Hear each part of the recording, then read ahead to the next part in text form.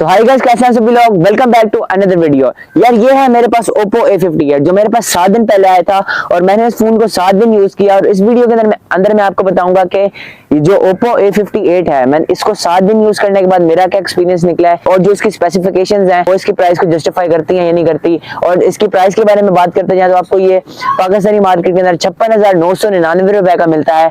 और आज की इस वीडियो के अंदर हम लोग इसका एक डिटेल टेस्ट करेंगे और देखेंगे कि यार इसका कैमरा परफॉर्मेंस और जो इसकी बाकी जो ओप्पो ने इस मोबाइल के अंदर स्पेसिफिकेशन वगैरह दी हैं वो कैसे काम करती हैं। तो जी गाइज, अगर आप चैनल पर नए हैं तो चैनल को जरूर सब्सक्राइब कर लें, बेल आइकन को जरूर दबा लें ताकि आपको हर नए आने वाली वीडियो की नोटिफिकेशन मिल जाए। So let's begin the video. तो जी गाइज, अब जरा सबसे पहले हम इसकी डिजाइन और बिल्ड क्वालिटी की बात करते हैं। यार आपको इसके अंदर दो कलर्स मिलते हैं, एक ब्लैक कलर मिलता है और आपको इसके अंदर एक डेजलिंग ग्रीन कलर मिलता है। तो ये देखें, आपको ये इसके अंदर एक डेजलिंग ग्रीन कलर मिलता है जो कि यार बहुत प्यारा कलर है। और आपको जो इसकी बैक है वो बहुत प्यारी मिलती है। आपको साइड पर एक कैमरा बम मिलता है जिसके अंदर 2 कैमरा मॉड्यूल्स मिलते हैं और साइड पर आपको इनोवेटिव AI कैमरा की ब्रांडिंग मिलती है। तो जी गाइज, अब जरा इसकी कुछ की प्लेसमेंट की बात करें तो आपको राइट साइड पर फिंगरप्रिंट सेंसर और ऑन ऑफ बटन मिलता है और साथ में ऊपर आपको वॉल्यूम रोकर की मिलता है और अपर वाली साइड पर आपको कुछ भी नहीं मिलता। और लेफ्ट साइड पे अगर हम देखें तो आपको सिम ट्रे मिलती है और नीचे वाली साइड पे देखें तो आपको 3.5mm हेडफोन जैक मिलता है और उसके साथ आपको जो आपकी चार्जिंग पोर्ट है वो मिलता है और आपको इसके साथ एक स्पीकर ग्रिल मिलती है। और अगर हम इसके वेट के हवाले से बात करें तो आपको इसके अंदर 195 ग्राम्स का वेट मिलता है जो कि एक नॉर्मल फोन जो होता है उसका वेट इतना ही होता है। और काफी अच्छा इसका वेट बैलेंस किया गया है, उसकी काफी अच्छी हैंड फील आपको इसके अंदर मिलती है। तो जी गाइस, अब जरा इसके एंड्रॉइड सिस्टम की बात करें तो आपको इसके अंदर एंड्रॉइड 13 मिलता है ऑन द बेस्ड ऑफ जो ओप्पो का अपना UI वर्जन है ColorOS 13.0। और इसके अंदर आपको काफी अच्छे फीचर्स और जो मेरा एक्सपीरियंस ओप्पो के UI के साथ रहा है वो काफी अच्छा रहा है। ओप्पो का UI बहुत अच्छी आपको इसके अंदर फीचर्स वगैरह मिलते हैं और काफी अच्छी आपको इसके अंदर अपग्रेड्स वगैरह भी देखने को मिल जाती हैं। तो जी गाइस, अब जरा Oppo A58 के डिस्प्ले के बारे में बात करें तो आपको इसके अंदर 6.72 इंचेस का IPS LCD डिस्प्ले मिलता है। और अगर इसकी रेजोल्यूशन की बात करें तो आपको इसके अंदर 1080p 2400 पिक्सल की रेजोल्यूशन मिलती है और आपको इसके अंदर 540 निट्स से लेकर 680 निट्स तक पीक ब्राइटनेस मिलती है।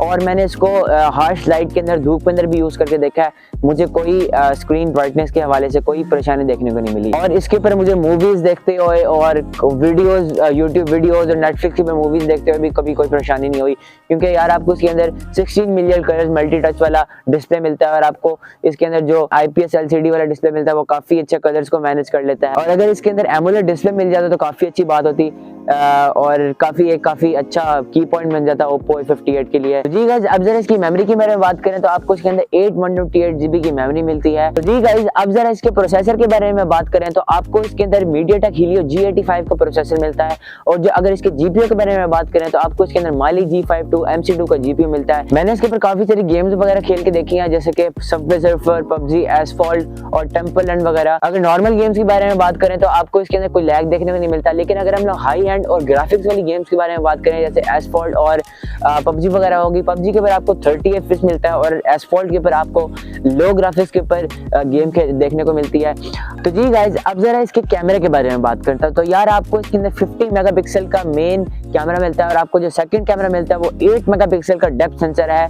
और मैंने इससे काफी सारी पिक्स वगैरह ली हैं और यार इसका कैमरा जितनी मेरी एक्सपेक्टेशन थी उससे काफी अच्छा इसका कैमरा निकल के आया है। इसका जो डे लाइट के अंदर जो फोटोग्राफी है वो काफी अच्छी पिक्स इसके अंदर निकली हैं। और अगर पोर्ट्रेट मोड की बात करें तो थोड़ा सा ओप्पो को चाहिए था कि पोर्ट्रेट मोड के अंदर जो एज डिटेक्शन है उसके ऊपर थोड़ा काम कर ले। थोड़ा बहुत बंदे को जो एज डिटेक्शन है वो थोड़ा बहुत ब्लर कर देती है, लेकिन फिर भी इसकी फोटो काफी अच्छी निकल कर आती है।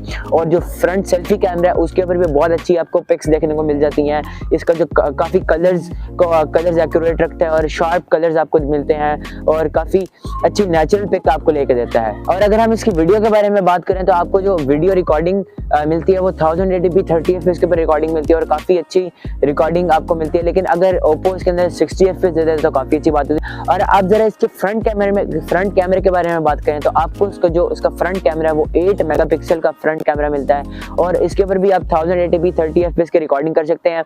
और इसके कुछ फोटोज की बात करें तो सेल्फी कैमरा है इसका, वो काफी अच्छी फोटोज आपको निकाल के दे देता है डे लाइट के अंदर और काफी अच्छे कलर्स और स्किन टोन वगैरह को काफी अच्छा मैनेज कर लेता है। लेकिन अगर हम नाइट मोड की बात करें तो नाइट के अंदर थोड़ा सा स्ट्रगल करता हूँ मुझे नजर आया जो इसका सेल्फी कैमरा है। ओप्पो को इसके ऊपर थोड़ा बहुत काम करना चाहिए कि ओप्पो को चाहिए था कि इसके अंदर थोड़ा सा इंप्रूवमेंट अगले मोबाइल के अंदर दिखाए। और फ्रंट की वीडियो वगैरह जो है वो काफी अच्छी मुझे डे लाइट के अंदर नजर आई है और नाइट के अंदर भी काफी अच्छी।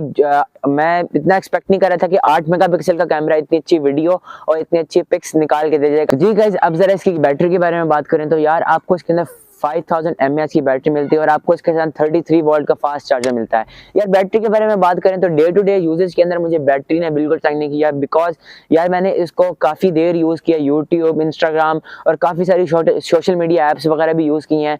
मुझे बैटरी 1 से 1.5 दिन काफ़ी अच्छा टाइम निकाल के दे देती थी, 1 से 1.5 दिन आराम से चल जाती थी। और आपको इसके साथ 33 वोल्ट का फास्ट चार्जर मिलता है जो कि ऑलमोस्ट आपको 1 आवर के अंदर आपको फ़ोन को 0 to 100% चार्ज करके दे देता है। और अगर हम ज़रा इसकी कुछ कॉल कनेक्टिविटी के बारे में बात करें तो यार इसकी कॉल कनेक्टिविटी काफ़ी अच्छी आपको मिलती है, इसके सिग्नल्स वगैरह बहुत अच्छे आते हैं और वाईफाई के अंदर भी सिग्नल आपको बहुत अच्छे सिग्नल्स मिलते हैं। तो जी गाइज, अब जरा कंक्लूजन के बारे में बात करें तो अगर आप एक ओप्पो लवर हैं और आपको अच्छा डिज़ाइन वाला फ़ोन चाहिए, अच्छा डिसेंट कैमरे वाला फ़ोन चाहिए और आपको डिसेंट परफॉर्मेंस चाहिए तो ये ओप्पो A58 आपके लिए बहुत अच्छी डिवाइस रहेगी। लेकिन अगर आपको हाई परफॉर्मेंस और हाई गेमिंग और हाई वीडियोग्राफी और फोटोग्राफी वाला फ़ोन चाहिए तो आप किसी और फ़ोन को मुंतखब कर सकते हैं।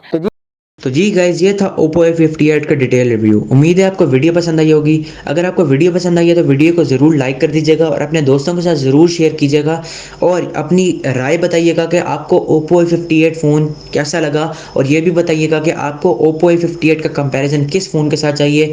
तो जी गाइज, अगर आप चैनल पर नए हैं तो चैनल को ज़रूर सब्सक्राइब कर लें, बेल आइकन को ज़रूर दबा लें ताकि आपको हर नए आने वाले वीडियो की नोटिफिकेशन मिल जाए। My name is Mohammad Alibas Khan and I will catch you in the next one.